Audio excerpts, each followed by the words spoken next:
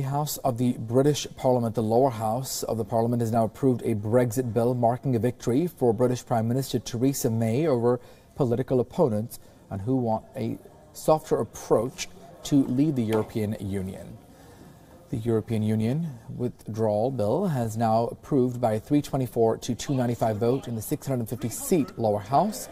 The bill repeals the 1972 law that made Britain a member of the EU and transfers the EU laws into British ones. But the unelected upper house of the Lords may insist on further changes when the bill moves there for scrutiny later this month. The British minister still face opposition from the devolved Scottish and Welsh administrations. The ayes to the right is that the bill be now read the third time. As many as are of that opinion say aye. Aye. Of the contrary, no. No. Division, clear the lobby. The Theresa May government has announced a Minister for Loneliness. Tracy Cratchew is also the Minister of Sport and Civil Society.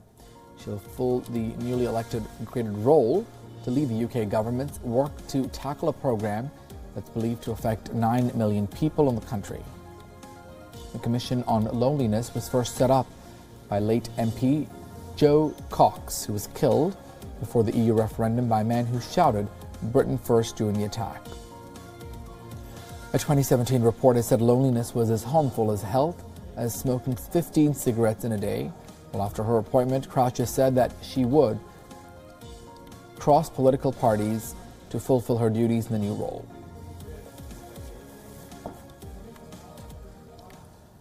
The UK and the US are in the grip of a severe cold snap. The main motorway connecting the northeast England states and Scotland reopened on Wednesday after heavy snow stranded hundreds of drivers in freezing conditions. The UK Met Office has now issued an amber warning until Thursday.